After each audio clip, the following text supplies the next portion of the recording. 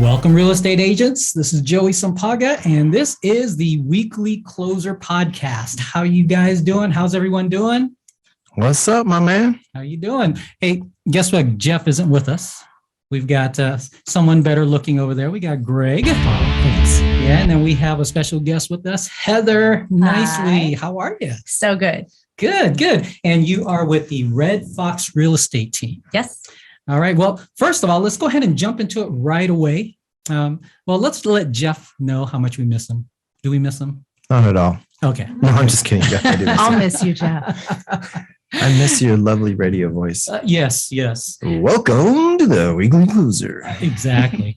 All right. So, hey, Joey, how you doing there, buddy? doing all right. All right. Thanks for asking. That was All right. my Jeff impersonation. He's Heather, gonna feel what- replaced. Why don't you tell us how long you've been in the real estate business and how you got into the business? Sure, absolutely. So I'm coming up on 19 years this January, and I got in the business because I moved to Arizona accidentally. I was a manager for In-N-Out Burger.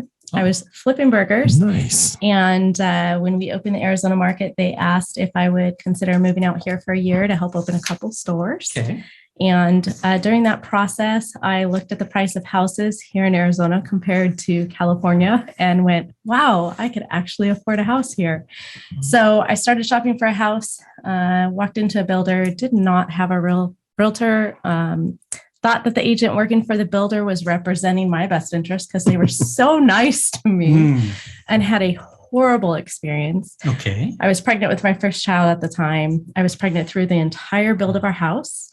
They finished right around the time I was due. I had my baby. We went in for our signing of our papers, and they told me when my baby was days old, you need to be back at work or we can't fund your loan. But because I didn't have a real estate agent representing me, I was a little confused because when I was at the title company 3 days before, they gave me keys. Mhm. I moved my stuff in. Wow. I lined all of my drawers with contact paper. I painted walls. Oh, no. And then they told me they weren't going to fund my loan. And I was very confused. And they said, you're on maternity leave. If for some reason you don't come back, that could be considered job abandonment. And so we're not comfortable financing your loan. And I said, but I'm off for 6 weeks. It's my first baby. I'm nursing. You can't do this. I was devastated. So it just dawned on me that I was getting better customer service, for my customers that were ordering $1.53 hamburger than I was getting for purchasing what was at the time the largest purchase I thought I would ever make in my life. And so it was just one of those things where I felt like there wasn't customer service and there was so much I didn't know.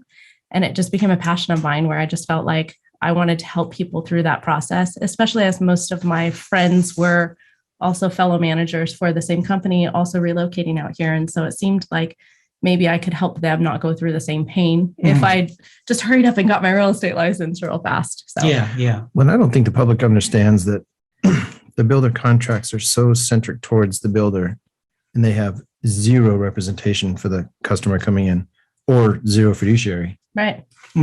So I just cringe. We have a couple of builder accounts and we love our builders, but I cringe when I see non-represented people going into a builder and relying on them to walk them through the process because it just doesn't happen. And she was so nice. And that's how you buy anything, right? You just walk in and you buy something. So I had no idea that it should be any different in real estate. Yeah.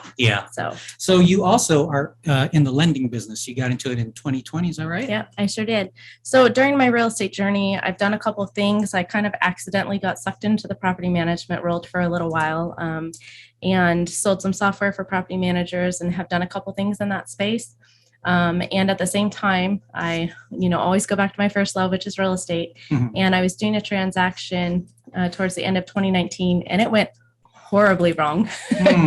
And there were a lot of things. Is there a pattern going on with you? Yeah, I have to fix everything. I'm a fixer. And so there were things I should have known about the lending process, or I wish I would have known that the average agent just doesn't know. And things that I could have caught sooner if I understood the loan process a little better. And at the time, I already had a team of real estate agents under me. And so it was 2020. Things were slowing down. We didn't know what the market was going to do. And I was like, I bet I could find someone that would let me process loans on the side, just so I can pull back the curtain a little bit and try and figure out some of the things that agents should know that maybe they don't know, some of the terminology that I didn't understand, so that I could pass that information along. So I started processing loans. I fell in love with the loan team that I work with. They were really super understanding about, hey, this isn't my full-time gig. I sell houses, and I have a team. But in the process, they were also coming to Arizona and opening an Arizona branch because they were a California-based company. And so I ended up getting my LO so that I could help them launch in Arizona here. And it's kind of neat because we do facilitate a lot of the loans for the agents in our brokerage, which gives us a little more span of control. Like, my agents aren't going to be taken for that wild ride that I got taken for, and then I have the opportunity to pass down some knowledge and understanding that your average real estate agent probably doesn't come to a transaction with, but because I've been able to teach them a little bit, it educates them so that they can represent their clients a little better. Okay. So in terms of a team leader, it sounds like you've got pretty much all of the boxes checked. You can teach your agents about lending, about real estate, about property management, and it wasn't that she worked for software, didn't you? Yeah. She's being humble. She created and coded a huge software. I'm not a code monkey, so I can't take credit for the coding. But I married into a software company and stepped in as the CEO of that company for a couple of years. Wow. And so that was I was sink or swim, figure it out, and learned a little bit through that experience, and then transitioned to building another software from the ground up that the property management industry. So yeah, she's being very humble. Property management as well. And by the way, she probably won't say it, but she is the president of Narpem as well. So, this girl's got it going on. I don't know. I don't know how she does it all. By the way, we have Sherry Griffin here in the house. She's in the background with security title to hanging out. Sherry. So what is Narpem? So NARPM is the National Association for Residential Property Managers. It's a nonprofit organization that was really founded to help property managers network better, have property management specific education, bring vendors to them that are servicing just the property management space, and help mentor new property managers, because the average person, when they get into property management, it's usually accidental. Either a family member sucked them in, or they're a real estate agent who doesn't quite understand that just because you have a real estate license does not mean you should be doing property management. That's right. And so the organization helps train property managers, preferably helps keep them out of court as much as possible, and gives them education so that they're well equipped. And so NARPM members tend to stand out in the property management industry as the people who really want to do things well and do things right. And Greg, you were very gracious. I'm the current president of just the Phoenix chapter, and then the incoming state chapter, but not the national organization. So, well, the cool thing about the NARPM here in town is that their monthly meetings always include a CE class, which agents need anyway, but it's geared specifically towards the property management. Yes. Okay. So you have your own managers' rights, leasing property rights. management company as well, or? So no, I'm not currently managing any units at our brokerage. Our brokerage actually just opened June 22nd, so just a couple months ago. We do have property management on the horizon, but it's not our primary focus right now. We'll start with short-term rentals, and then eventually down the road, we've paved the way for long-term rentals. But we really want to get a really firm foundation with our sales team first. Okay. Well, it seems like you do things not just on a small level. And we talked about this a little bit. You do things on a big scale, because you even started up your own brokerage. I mean, what led you to do that? Well, frustration again. There is a theme here. Right? If you can't do, if you can't do it right, do it yourself. Is that what is that what we're going for I here? didn't know that was my nature. No. It's if you want something done right, you got to do it yourself. So I'm learning. President of NARPM owns her own real estate company, owns a lending company, writes software for all of these. I don't own the lending company either. Just so the owner, when he hears this. Okay. I'm going to get her in trouble. I better Totally. just stop. So with the brokerage, I had a team. That kind of happened by accident, but I love working alongside people. I love the collaboration that happens. Kim Blanchard says none of us is as smart as all of us. And I think that's really true. And I think that you think two people can do twice as much, but usually two people can do 4 times as much, because when you start getting the brain juices flowing, things happen a little faster. And then there's also a level of accountability there.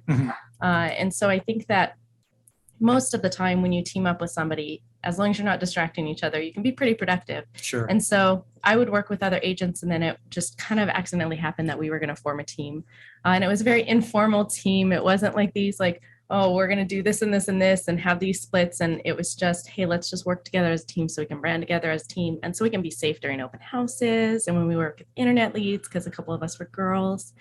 And so then that team carried on. The brokerage that I was at the time went ahead and made a major change to the company. They essentially moved over to another company that changed our commission splits, that changed our office location. It just drastically impacted everything that we loved about the brokerage, which is fine. It just wasn't a good fit for us with what we were doing.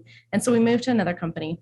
And then something started happening at that company. And we were like, every time we get rooted and we rebrand, it seems like the rug gets pulled out from under us. Rebranding is tough. Yeah. Oh yeah. Tell me about it.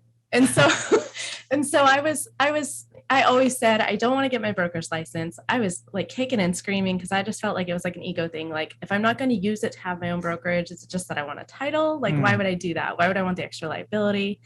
And so I had always told everybody, I'm not doing it unless I open my own brokerage. And then one of the agents, when we were trying to figure out, okay, are we going to move again? What are we going to do? He was like, Heather, it is time for you to just get your broker's license and go open a brokerage. Wow.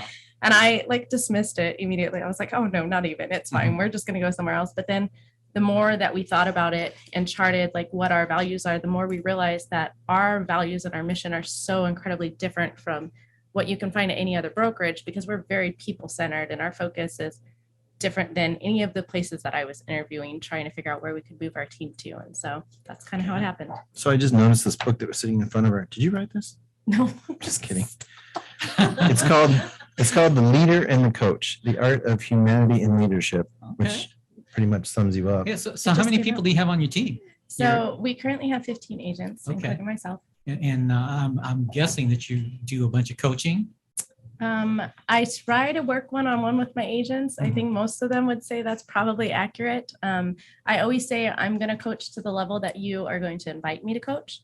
So if you are an agent that works independently and doesn't need it, okay, cool. I'm not going to be your mom. But if you're an agent that wants to jump on a Zoom call and spend even 3-4 hours, then I'm going to make the time to do that too, because I want to be committed to your success and I want to meet you where you're at. So sure. No, that's good. Well, let's talk about that then. Maybe give us a tip or 2 or 3 to the real estate agents that are listening right now. I mean, what can they do right now with the market changing the way it has? What can they do right now to be successful? Okay. The first one is the word do. Yeah. Okay. Keyword do something. I think that there's a lot of agents that are just a little paralyzed right now. Like, oh my gosh, my listings aren't moving and I don't know how to get buyers with interest rates. Yeah. Don't let that paralyze you. A lot of people have said, oh, well, you made it through 2008. You were licensed back then, so you've already seen this, right? The market is cyclical. We know that. And so to be ready to shift, be willing to shift, don't be so married to your marketing strategy that you're not willing to punt as the market does shift, and just do something. And so it doesn't matter if you're maybe an agent who's also a soccer mom and brings snacks to, the kids at the thing. Okay, well then when you email out, you better make sure your signature line tells every one of those moms that's bringing oranges on Saturday that you're an agent. That's a good idea. Or if you want to start a podcast, and your podcast might have nothing to do with real estate at all, but it doesn't mean that on your podcast, you're not going to be telling stories about when you were talking to clients or out showing houses. You're going to work that into everything that you do. And so for agents, telling them, hey, make sure that you put on your realtor cap everywhere you go, and you're acting as a realtor 24/7 as you meet people. And that doesn't mean you're like talking about real estate and selling houses. That's just making sure that you have that presence of, I'm a realtor and everybody around me knows this, and not because I'm obnoxious on social media and that's all I post about, but just because I find ways to connect with people and they're going to invite you to tell them what, if I say, hey, what do you do for a living? And you tell me, at some point, you're probably, if you're not completely selfish, going to be like, oh, what do you do? Yeah. It happens. It's very natural. And so for agents, it's our identities. Yeah, kind of. Sure. Pretty much. As sad as that sounds, but it's a big part of our identities. Yeah. Even jumping on social media right now, with a lot of people think you have to continually post real estate content. And, you hear there's the 80-20 rule. and just be yourself and maybe don't post all about social media. But it's very easy to jump into your Facebook Messenger and just touch 10 people a day and just say, hey, I was thinking about you. How are you doing? And they'll tell you all about their life, and they'll start, they'll kick that conversation. They'll be like, what's new with you? And so if you're in real estate and you are doing something, it's just very natural to say, and I have this going on, and work it in conversation. And those are just very easy things when it feels like the market is stagnant and it's changing, that you can just do that. It's not changing your daily routine. It's not some crazy marketing strategy, but it's still making sure that you're staying at the forefront of, I'm still a realtor, even though the market's changing, So that's how you would recommend, because, we don't want to just bring it up, right? So it kind of has to just slide in there very subtly. Right. You know what, though? There's such a plethora of ways that you can do that. And I think what you were saying sums it up is when people ask me that question, I was like, don't be a secret agent. Yeah. Like, why are you doing this if you don't want to let everybody know what you're doing? And there's certain things that you can do. For example, I know that you're very intelligent about the market. Security Title puts on the Crawford Report with Tina Tambor every week. And there's just so much information that if you join us, it's free, by the way. It's an hour-long webinar every Monday at 1:00. Shameless plug for that's Tina. fine. How do agents sign up for that? Just contact Sherry or myself, and we'll give you our numbers. But having the ability to actually talk about what's going on, because you're right, I think people are paralyzed as well. Here's a prime example. One of our EOs, I just went in the office and we're talking. I'm like, oh, so what's going on? She's like, oh, I just want to let you know, this is a month ago or so. I'm going to be gone for a couple of days next week. Oh, what are you doing? She go, I'm closing on my house. And I was like, oh, did you lock in, 4 months ago at 2%? Or did you kind of get jacked and you're at a 6%? She's like, yeah, I kind of got jacked. It's at like 5.75 or 5.89 or something. And I said, well, why didn't you do a 2-1 buy down or a 3-1 buy down? She goes, what's that? I said, oh, well, and I explained it, first year's at 2%, second year's at 3%, third year's at 4%, and fourth year's 5 on, whatever. And she goes, oh, I said, well, didn't your agent bring that up? Well, no. I said, did your lender offer you that? No. I said, well, you should call him and ask him. Yeah. No. So I got back with Lester. Great this is what her agent said. I've never heard of that. And the lender said, well, we don't really do those. And I'm like, but see, those are the kind of things where right now, as an agent, you could be telling these people that are paralyzed about, you had mentioned interest rates. Say, there's probably 20 programs out there that can help with that. Sellers right now are more willing to, from what I've seen in my judgment, are more willing to. I know some sellers that it's even in the MLS that they'll pitch in 10 grand for the buy down. So it's not just about telling everybody, yeah, I'm an agent, use me, I'm an agent. It's, I think, having information and value in your conversations, right? Yeah. And I think so many realtors feel like it's our job to stay in our lane. And yeah, you should not be quoting current interest rates if you're not licensed, but so stay in your lane, definitely. But that's why that bond with your lender is so important. And I know we get inundated with lenders just emailing us stuff, but if you don't have something that's an answer to the current market from your lender, that's a program that they have right now. If you don't know if they have down payment assistance, if you don't know if they have a buy down program, then you really do need to connect with your lender or find another lender. Because that is information and knowledge that's going to secure that lead and convert them for you. So I don't know if you guys are aware of BNI. So I belong to a BNI group and you're supposed to do these one-on-ones. I would suggest to every agent, get your lender and sit down and interview them. Like, what's going on in the market? What do you have that I can spread to my client base, right? Like, what are some of the things that we can do to combat the challenges of today's market? Okay. Good. Which is the fear and paralyzation. It's definitely a great. And by the way, you said just do something. I think that in my judgment, from my 25 years of experience, a lot of agents are afraid to ask for help. And I'm like, if you were to ask Sherry or myself, what can you do to help us do this? My gosh, security has like 87 tools. I'll vouch for that. I mean, you could never use as many tools as we have, but they're here and we're here to help you. Just ask for help and we can sit down and strategize. You were talking about, 2 people together can do the work of 4. Let's have a brainstorming. Let's have a strategy session. And whenever we've offered that to Heather, by the way, she's like, yeah, bring it on. All Yeah. right, And so- here's every one of my agents, please do the same Please for do this. them. Yeah, here it right, is. And right. our security tech farm is just blowing up, and she's learning how to. Well, what's good about her too, as a leader, is she wanted to learn everything that we have before she even presented it to her agents, Awesome. so that she's in the know and she can coach it. Yeah. And not just say, well, this sounds good. I don't know what it is. but Agents, coach if it. you're listening, if you want more information on this, contact Greg or Sherry, and they will get you on the tools of security title. And I can vouch for it too. There's a bunch of tools. Just stay out of my farm. Yeah, No, just, just kidding. Totally joking. Oh, we won't give anybody else your phone. All right. So Heather, I'm curious, as agents, when we're first starting, we're just kind of getting our footing and all that, but then eventually you start to understand the business. Right. But what one thing or few things actually impacted your business to where it just started to take off? Oh, wow. Well, I think the first thing is I'm not a shy person. Mhm. I love to network. Yeah. And so I didn't go out into the world and say like, hey, I'm a realtor now. That never happened. But as I met people, a mind shift that happened for me personally was understanding the value that I brought as a relationship in someone's life, because I do have integrity and I do care deeply. And so a lot of times as an agent, I felt like I didn't want to be pushy. Mhm. Or if I heard people at the next table over at a restaurant talking about real estate, because you go through that every time you go out in public, I didn't want to butt in. I didn't want to be that pushy salesperson. But if there was a way that I could enter the conversation, I had to have the mindset shift that I have value to bring to them, and that they're going to be, not to disparage any other agents, but they're going to be served well by me. And so knowing that they benefit from me actually interrupting them enough to say like, hey, I would love to meet with you and see if I can help you, and coming from that place. And I think it was very refreshing for some of the people that I networked with and I connected with, because I wasn't pushy and I did come from a place of wanting to help. But for me, it was just really understanding that what I have is valuable. They're going to want to work with someone anyway. They do want to work with someone they trust. They don't know where to start.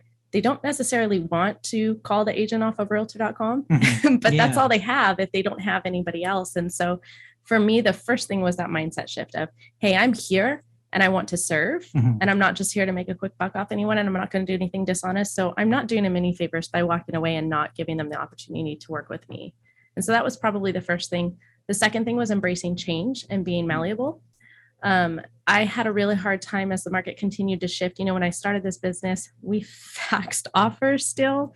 We had to run home and change the paper, back in 2006, because we were getting so many offers and they would get so curly, and you'd be like, oh, paper's almost out. And you'd see the red line and you're like, if I get one more offer, I'm going to have to refax it. Right. Wow. And so watching the market shift, there were things that I loved that I developed or learned to do that I didn't want to give up, but they just didn't work anymore, And so for me, being willing to sit down with Greg and Sherry and say, hey, what's working now? What are you guys seeing that's bringing success? What are we doing with farms these days? Because this is the way I've done it, but it's not producing results anymore. And so I need to not be married to my own thought processes or what I've already learned, and instead be willing to say what's working today with the way technology is changing. And I think that has been a big piece for me, because technology is intimidating for a lot of people. Yeah. And learning new things takes time. But I would rather spend the time learning something new that's going to be effective than putting time into something that's just a waste of time. And so I really had to figure that out for myself so that I could make my business more successful. So in regards to technology, then what technology is hot right now? Oh boy, SD Tech Farm.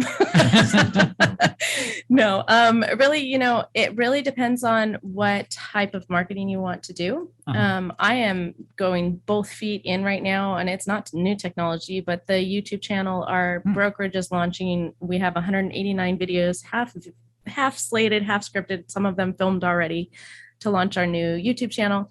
And that has been a labor of love, because YouTube changes their algorithm just as much as any other platform, right? So that seems like a full-time job, learning about that. You got to be careful what you say too now. Yeah, right. Deplatform you. Yes, right, exactly. I don't think anything that we talk about That's good. Platform us. So, and so that is huge. And so I don't think that that's new hot technology, but I think it's utilized technology right now, especially in our market. It's completely underutilized. Yeah. Think about any agents that that have. So been the stat super that I successful. saw, well, I know like one. Yeah, I bet I know who she is. Cheryl. Yep, exactly. Cheryl Willis. Yep. She's the only one in our market right now.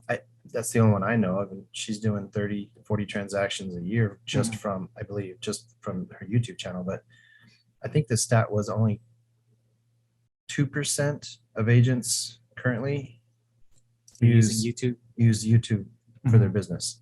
Yeah. And when you think about it, so I just posted this on Facebook actually. The stat came out for how many minutes the average person spends on social media and what platforms they are. YouTube was number one. Yeah. And the average person spends an hour and a half on YouTube a day. Yeah. So why do you think people are afraid, agents are afraid to use YouTube?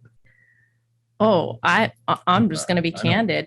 People don't like being on video. We all look at, it's and I'm guilty too. I will be the first to raise my hand and tell you, I have fought this tooth and nail, and I can give you every reason why. I didn't get my Invisalign yet. And so people are going to see that my teeth aren't straight, or I don't like my hair, or the classic one that I hear over and over again is I'm going to lose weight and then I'll be on camera. Oh, wow. And to some extent, I just said that for 5 years. You probably did. You probably said that today. I did. You did. It's what we do. This is our nature. Yeah. But it's the people that see you every day, or like, what are you going to do when you work with them? Yeah. Like nobody wants to be the agent that has the 50-year-old picture on their business card, like, I'm sorry, who are you? You don't look like, and it's the same thing with video. Yeah. Just be yourself. They're going to get to know you anyway. Yeah, we used to teach video. Okay. And one of the things I say is just get over it, because that's who you are. That's what you sound like. The biggest thing I hear is I don't like the way I sound like on video. Yeah, right. So when people are talking to you in person, that's the way you look. That's the way you sound. Exactly. Get over it. It was you and Jeff Yeah. that were the epiphany for me. And remember, we used to teach classes for us, and Yep. it was great.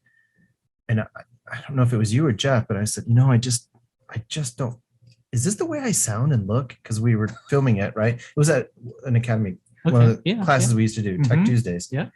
And I'm looking at this video and I go, is this the way that I look and sound? Yep. And you both were like, yeah, it's exactly how you look and sound. And I'm like, and we like you anyway. right. And I'm like, I look so heavy and sound so weird. And they're like, yeah, get over it.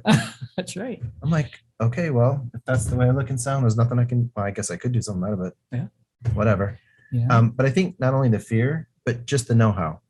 Well, Right. Yeah. Like it takes effort to go on YouTube and watch 5 YouTube video instructions on how to set up a YouTube channel. But Gary Vee is so funny. He's like, you want to do YouTube? Go to YouTube and YouTube how to do YouTube. Yeah. Right. Yeah. Right. And it will give you step-by-step Well, and directions. then also just understand that your first few videos are going to suck. Yes. And yes. the more you do it, the better you're going to be. Yes. Right. But here's the thing. Surveys have showed that people like the authenticity of people screwing up Absolutely. and not Yes. the polished. Like I go on some videos and people are so polished and so scripted. I'm like, yeah, boring. Yeah. It's But like when I see the watching a people like, commercial. oh yeah, that's what I was gonna say. And I'm like, Yeah. oh, okay, what? Mhm. Well, and that's thanks to social media. I mean, before we had TikTok, where the whole point is to make an absolute fool of yourself, right? And that's what gets views and followers.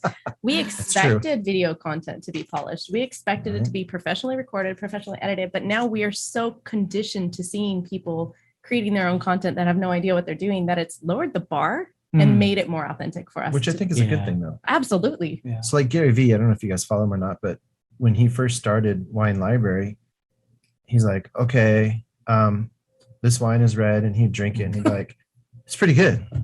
Let's come down the store and buy it. Mm-hmm. They were horrible. And now he owns $1 billion media company. Right.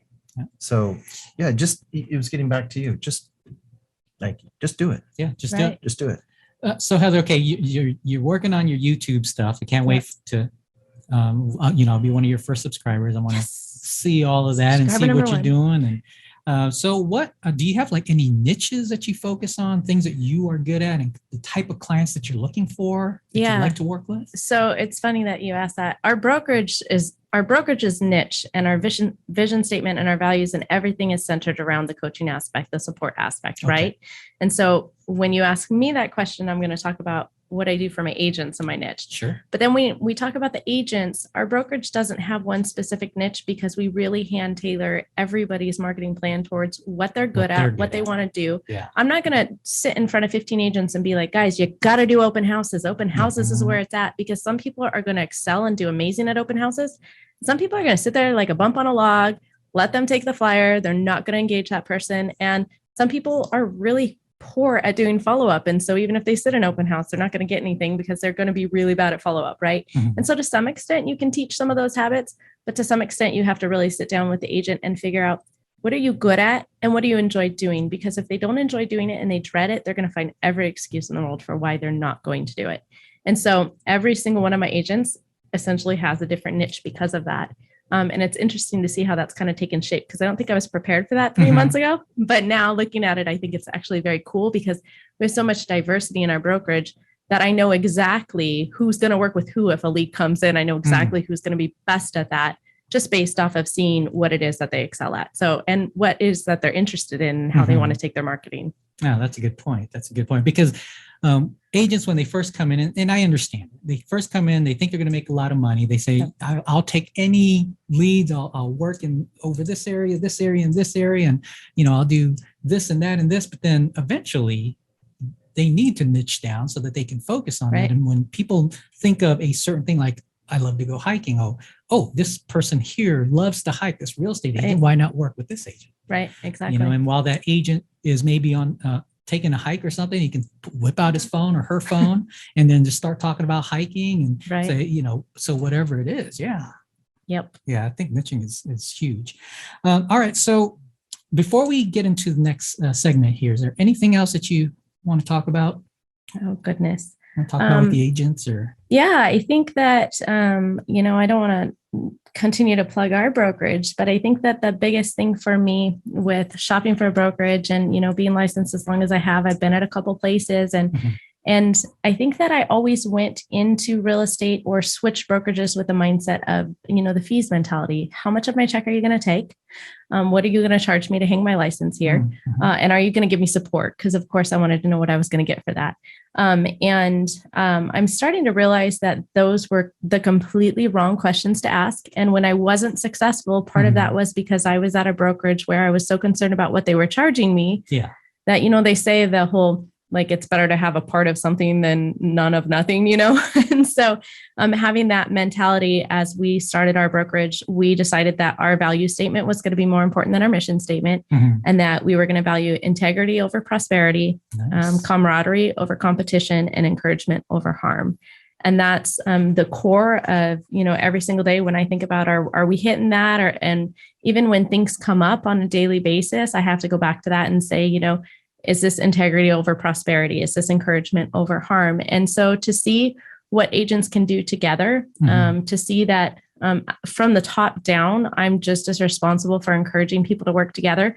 I don't think we have anybody in our brokerage that's so super competitive that they don't want to see everybody else succeed. When we're in the team meetings, I see some people pipe up and they want to help, but I know that they want to do open houses together. And I think as we grow, because we haven't even gotten to the point where we're comfortable recruiting yet, as we're putting our own marketing in place for our company, and we already have, the agents that we have from the last 2 months.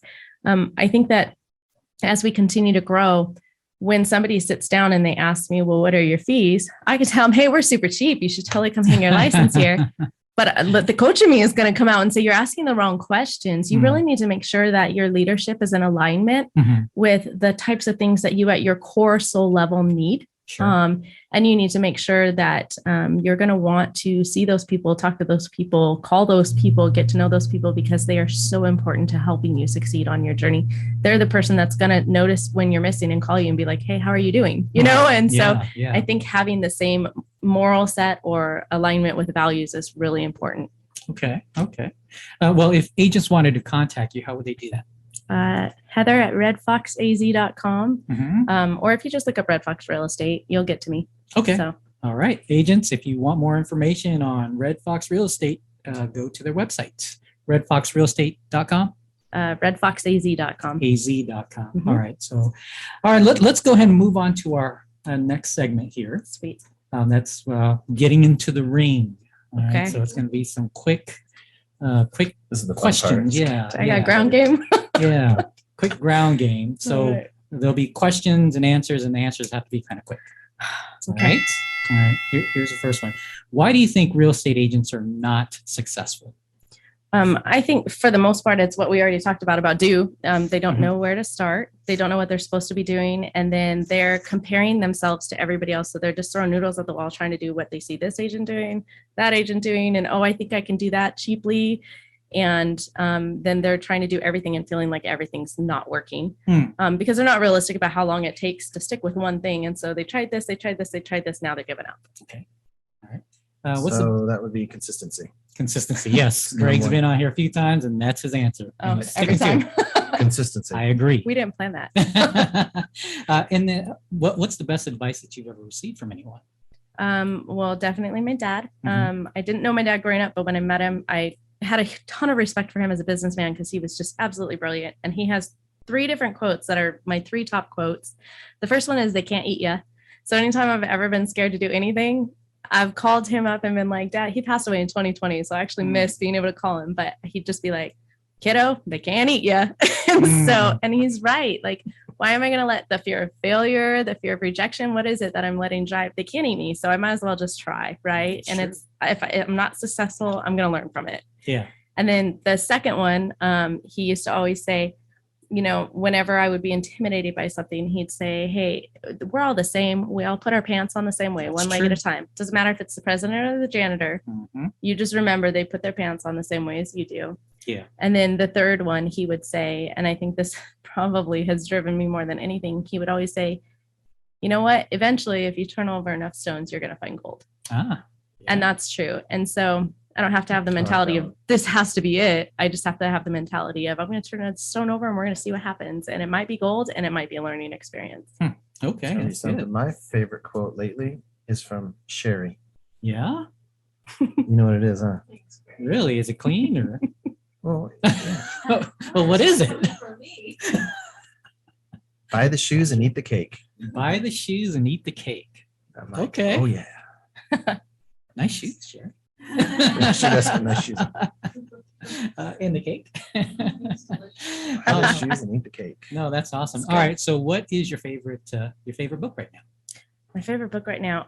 Well, I'm working closely with this author. She wrote Making God Number One in Your There Business. it is. Okay. She's a local author. She's absolutely fantastic. But she's trying to launch a coaching program and a couple other things. And so because I'm doing all of this stuff with marketing on my side, there's also a lot of stuff that she's kind of learning from that journey as far as what she can do on her side. And for me, you know, my faith is a huge part of who I am. Mhm. And so that gets woven into every decision that I make. And so reading a book that really made me feel like, okay, this can be a normal like thing. I don't have to separate the two. Mhm. So that's been very impactful for me the last couple of weeks. And I have our workbook and now I'm going through that Awesome. too. Can you hold that book So, up one more time? Yeah. And who's the author? Maury Renee. Okay. And can we get that on Amazon? Yeah, Okay. it's available a couple places, but Amazon's probably the fastest, easiest way. All right. Greg, So. you got one that you're reading? Yeah. It's Why are you laughing? Just kidding. What? because the ones that I'm reading are from Lisa Crown, or we have a national coach. Oh, yeah. Mhm. And so Yeah, Lisa's awesome. knows Lisa. She's amazing. So the book that she's having me read is You Are a Bad A You okay? and On F Yourself Okay. by Gary Bishop. You know, so they're actually sales books. But the one I really like now is The Go-Givers, which Oh, yeah. The Go-Givers. is you awesome. actually gave me a signed copy as a present. That's one of my Yeah. favorite books. Rereading it, and actually the BNI group I just joined, they're called The Good. Go-Givers, Good. and it's based on that book. So Nice. I really like that. Yeah. Well, my And- favorite book is always the Bible, but yeah. Okay, now you're gonna make us feel bad. I know. I'm like, No, well, of that's Of course, No. well that too. Well, but- Well, yeah. I see. What's your favorite mobile app? YouVersion. Yes. YouVersion. YouVersion is a You- Bible Nailed it. app. You Yeah. version Bible. I live on that app. I think I'm the one friend that almost every one of my friends has because most people don't realize there's like a social aspect to that app where you can connect with friends Yeah. and share verses and Yes. share thoughts on the reading plans that you're Reading reading. And so plans I would be fine if all social media disappeared. I mean, I might be a little sad. Uh-huh. But if that app went away, I'd be so bummed. What's your favorite book So- in the Bible? Romans 8. Romans 8. Okay. Okay. Yeah. Romans 8. It's got to be James, Yeah, I was gonna say yours is James. She knows mine is Oh, James. that's awesome. Yeah. because I think when I hear people say there's no instruction no instruction manual for life, or no instruction manual for how to raise kids, or yeah, there is. Yeah. Read James. Sure. Sure. All right. And then Anyway. last question. Mac or PC. Android? No, Android. Sorry. No, Apple okay. or Android? Yeah. The reason he screwed that up is because he's an Android I'm an person. Android person. And Probably the only one I know. yeah. Okay, so it depends on the program. So No, being in the he's talking- software world, He's talking about Apple. He's talking about phones. specific to Yeah. phones. Okay, Yes. here's my thing. Apple hands down, but when it comes to camera quality, sorry. Android. I'm sorry. Yeah, that's okay. So coming from the person who just talked about YouTube, the cameras are so much better on the other phones. They are. She has Apple. I do have an iPhone. She's a person. Well, Mac or PC, since we're talking about it, Mac or PC. So I need both. Yeah, I me too. have Yeah, I both. have to have both. Just because there's so many programs that work on one or the other. And so they make it really Mhm. difficult and I have to carry around a large backpack. All right, awesome. Well, thank you. There was one last Oh, question. yeah, one last question. Podcast or video? Oh, okay. Podcast or video? To record or to listen to? Yes. Oh, okay. Definitely podcast. I'm not always where I can watch video. Yep. I can listen to podcasts while I drive. I can listen to podcasts while I work out, while I drill. But mine's podcast only because I got pulled over and got in trouble for watching a video. I put the camera up on my dashboard. What kind of car do you drive? I'm just gonna give myself a buffer. A Mercedes. And it's not a self-driving car. either. No, I know. At least get yourself a Tesla if you're gonna do that. No, I don't do that anymore. Once I get caught, Yeah, I that's don't do it awesome. anymore. Well, we want to thank our kidding, by the way. sponsors, first of all, Fidelity National Home Warranty, and of course, Security Title in the house. Yes. Yes. Woo-hoo. Heather, thank you so much for being on the show. Thanks for we having me. appreciate you, and we definitely would love to have you back. I know there's a lot more we can talk about I'm because sure. when I first stepped into the studio here, I heard you talk about jujitsu. I'd love to hear Yep. about that. And so we will definitely have her back on the show. Oh yeah, if you don't buy yourself from her, you're down on the ground. She'll destroy you. Rear naked choke. She's like, I'm gonna choke you out if you don't make an offer on this arm house. bar. That never happened. Oh, I'm just walking in here. She's like, okay, you need to behave. I'm gonna put you in a guillotine. I'm That like, happens. I'm like, please don't. That did happen. Please don't.